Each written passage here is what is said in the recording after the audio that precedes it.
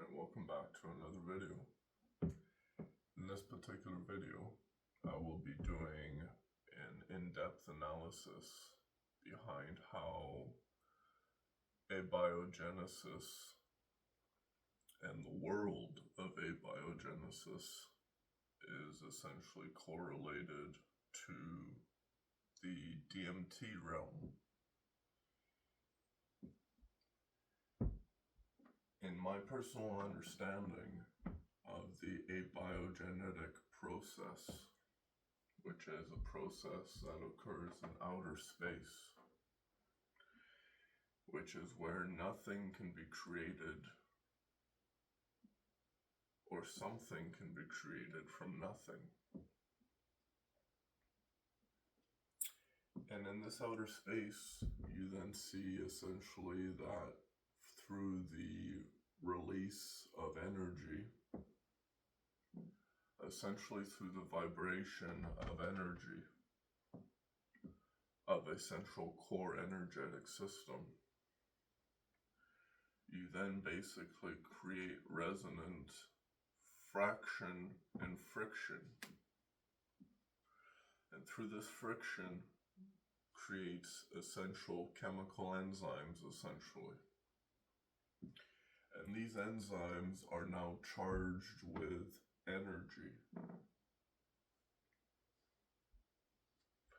And this energy then further travels through space and time until it finds a habitable world, such as Earth. This enzyme essentially finds itself inhabiting first in a habitable world a bacteria, such as a first brand new cell. This enzyme is essentially what is the life source behind all things and each individual thing.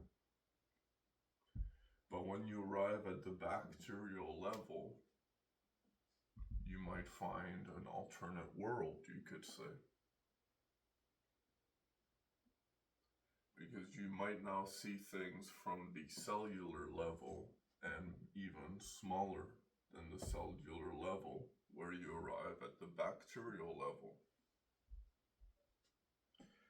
And this world is so small, you could essentially find there are a ship-like mechanism known as the cell body.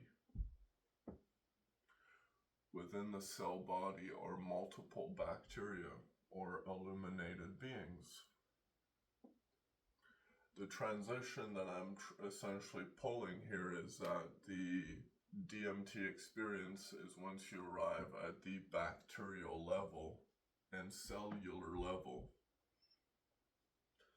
which is also now where you arrive at the spirit realm. Because you see, if you were to now imagine these particular bacteria as illuminated enzyme beings, anyone who has particularly induced DMT might recall if upon a breakthrough of a particular glowing light from each particular individual bacteria that you would have encountered. And these bacteria take form in different forms themselves. Just as we as humans take form in different bodies of all different varying shapes, sizes, and colors. These particular bacteria themselves also obey a different resonant light within each particular separate individual. At the cellular level, you might arise to what appears to a spaceship-like cartoon drawing. This is what is known as the cell body. But at the cellular body, you might now find a a particular thing, such as a mitochondria, the center emanating resonant portal for the ongoing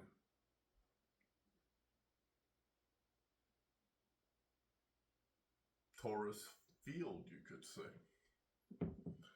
Which this torus field is what is the magnetic field of the cell body.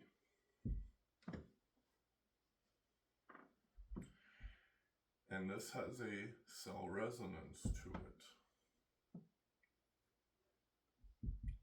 which arises the concept of cellular resonance. But within the mitochondria, you might find that if the mitochondria itself of your cells begins to resonate or tremble, you yourself might begin to tremble physically. In the understanding how the abiogenesis and the DMT realm correlate one to the understanding, if you were to now see that, you could say, consciousness is not necessarily held just within the brain. It is held at the cellular level. Which means if one of your cells is conscious, all of your cells are conscious, and you yourself are conscious.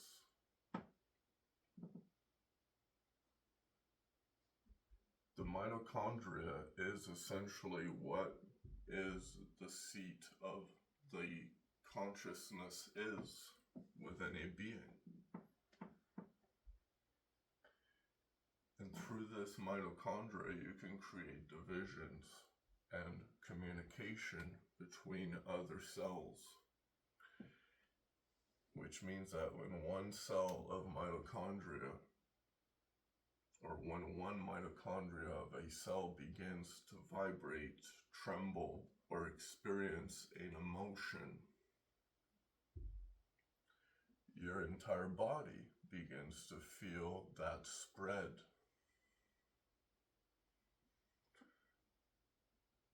And in understanding that particular statement, this is why you might find now that true antipsychotic medication is not meant to actually treat just the brain itself, but it actually alters the mitochondria at the cellular level.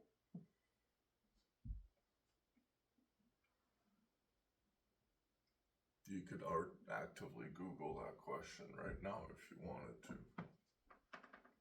Do antipsychotic medications affect the mitochondria? And then it would say yes, on and on and on. The point I'm trying to make is, at the cellular level, within the mitochondria, is where you essentially find the abiogenetic process create and infinitely influence life.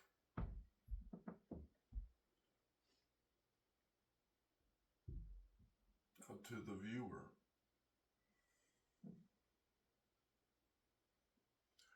as an individual watching this entire video, you might say, this all sounds slightly deranged. Yet this is possibly the most advanced way we have looked at altered states of consciousness. Because it has taken me 12 years to come up with this particular statement. It has taken me 12 years beyond my last DMT breakthrough in order to come up with this particular knowledge or understanding in myself, which might be true to myself, but not necessarily true to you. But let me place a truth and a fact here and now. If it has taken me 12 years to come back from a psychoactive drug, which is naturally produced, such as DMT, and it has taken me 12 years to come back from that one. Imagine yourself now as an individual simply abusing whatever compound you might be, and whichever compound you might be using. Let me ask you, how much time are you giving yourself between each use in order to process the essential journey? Because each substance itself is, you could say, a form of a life, living flesh. Whether it be of a mineral life, of a mineral conscious life, such as a crystal, or even something such as a beautiful little mushroom, which is of a living plant life, a conscious living plant life, which when you induce either, according to the rate you are using as an individual, how much time are you giving yourself in between your experiences to process? Because if you're not giving yourself enough time to process, then I would argue you're actively hitting yourself rather hard in the head. And some things are better left used once. If they're not functional, don't use it again. Now, in the understanding of the fact that consciousness is altered by substances,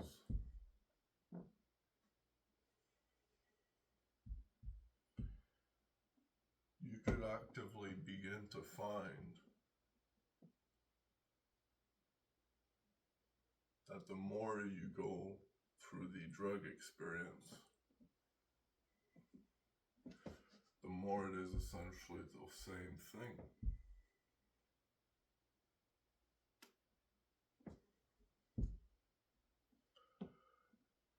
Everything is essentially a stepping stone of the same experience.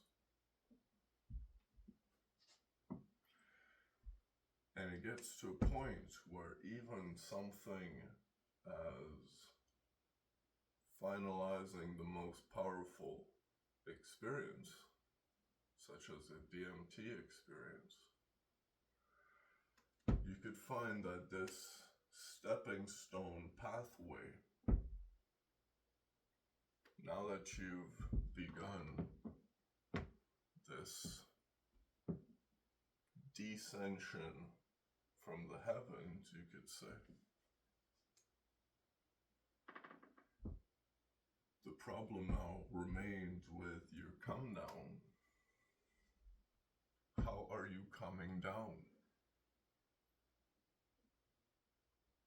Most people would continue to use in smaller sources, but there's an alternate way that I'm going to teach you.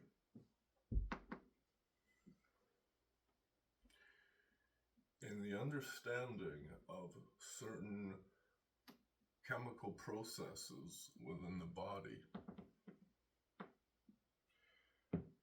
might find that potassium helps in the brain regulating or reaching equilibrium. It allows the D2 receptors of the dopamine exchange. Potassium allows this particular process to essentially create a more rapid equilibrium. Which means now if you're hungover or on a come down from a high, I would invite you to use potassiums that can be found in bananas, avocado, on and on and on. The ultimate lesson that I'm trying to make here is that there must be a respect for substances, because even as I was giving you the answer to help you on your come down, you're now thinking to yourself as an avid user, hey, this might be a trick that I can use to get myself more fixes. And this is where you might begin to see the addiction process.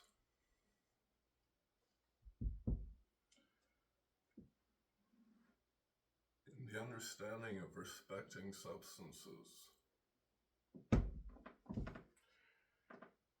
how easy is it to, once you've experienced, you could say, heaven, would you not want to go back all the time? But at which cost? Because it essentially costs you your life to get there, right? And now when you see what drug addiction can do, which can literally lead people to being bent in half,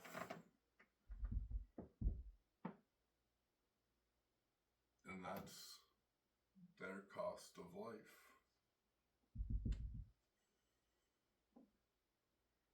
They might be in heaven at that particular point, but it has cost them life.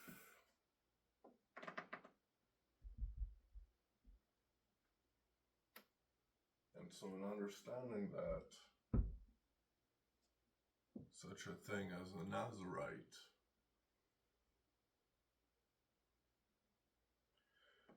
whom will only ever induce in heaven upon sharing their first toast with God.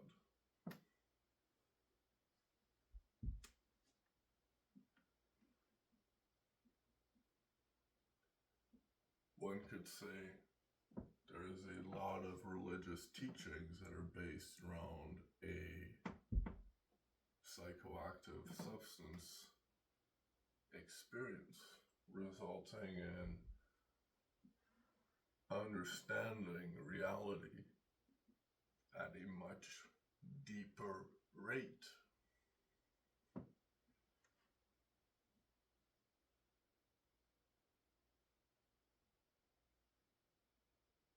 It is up to you entirely, ultimately, if you choose to use a fruit or not.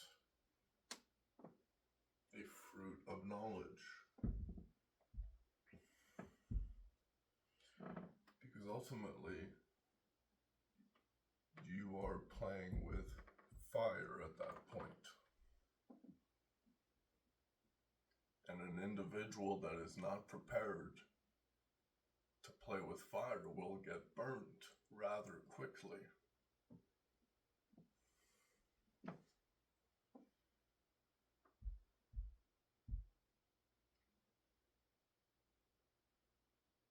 I invite you to explore your mind, but to do it carefully.